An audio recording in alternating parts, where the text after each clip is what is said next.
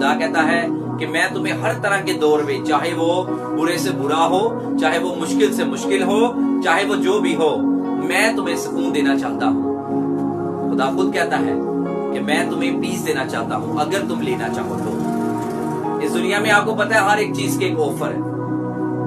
آپ کسی کو بھی کوئی پیشکش کر سکتے ہو، لیکن زبردستی پکڑ کے اس کے دماغ میں، اس کی زندگی میں اسے بسا نہیں سکتے۔ مثال، آپ کچھ کھانا کسی کو دے رہے ہو تو آپ صرف آفر دے سکتے ہو کہ نہیں بھائی کھاؤ کھاؤ، آپ بار بار کہہ سکتے ہو، لیکن آپ زبردستی پکڑ کر اس کے منہ میں نہیں دسا سکتے۔ کیوں؟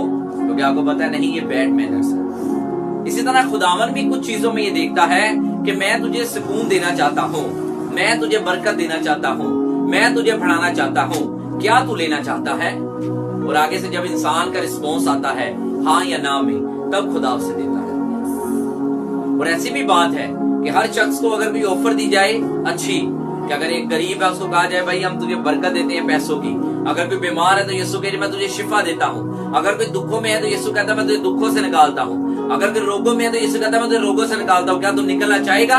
تو یقیناً انسان کا جواب ہوگا ہاں میں نکلنا چاہتا ہوں۔ لیکن ایک چیز کو یاد رکھے، کلام مقدس کے مطابق آپ کو اور مجھے جو بھی آفر دی جاتی ہے کہ کی ایسی پریشانیاں تو نکلنا چاہنے ہیں، ساڑھے حالات بہتر ہو جان، ساڑھے دکھ چلے جان، ساڑھی مصیبتیں چلے جان، یشوع مسیح آفر کے ساتھ ساتھ کچھ شرطیں بھی رکھتا ہے۔ جیسے آپ کو پتا ہے دنیا داری میں کچھ بھی کام کروانے کے لیے، لینے دینے کے لیے، کچھ بھی چیزوں کے لیے کچھ اصول ہوتے ہیں کہ بھائی اگر یہ اصول ہے تو الگ گیا تو پھر اسی تیری مدد نہیں کرا گے، یا اسی تیرے کوئی ڈیوٹی تے نہیں رکھا گے۔ جب کسی ادارے میں لوگ ڈیوٹی کے لیے جاتے ہیں تو اصول ہوتے ہیں کہ بھائی اس ٹائم کے مطابق تو آنا ہے، اس ٹائم تو جانا ہے، اے کام کرنا ہے، ایتھوں تو فری ہو جاتے پھر وہ والا کام کرنا ہے۔ یہ ساری چیزیں کیا ہوتی ہیں؟ ایک ٹائم ٹیبل، ایک اصول ہے۔ خدا کے کلام کا بھی ایک اصول ہے۔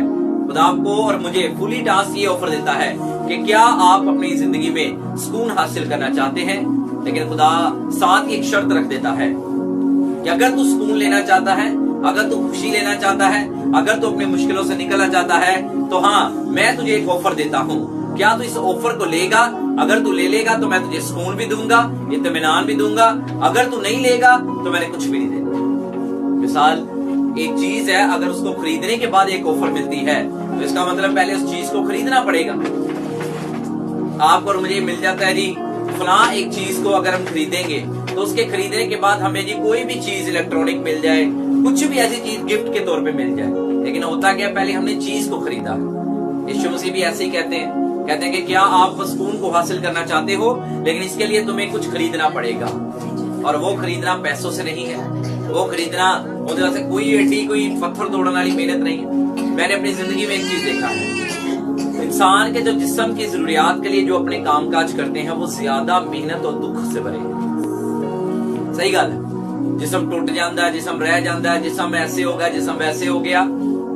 تو آپ سوچیں جب اتنی محنت کرنے کے باوجود، اپنا خون پسینہ ہی کرنے کے باوجود، ہر گھڑی آپ کا دل نہ بھی کر رہا ہو تو آپ کو پتا ڈیوٹی جانا ہے، یہ کام کر آنا ہے اور ہر طرح سے اس ڈیوٹی کو پورا کرنا ہے، لیکن اس میں کیا ہوتا ہے آپ کا جسم، آپ کی سوچیں، آپ کا پورا باڈی ایسے جیسے کہ بالکل ڈیڈ ہوا ہوتا ہے کہ جی تھک گئے جی، اگ گئے جی۔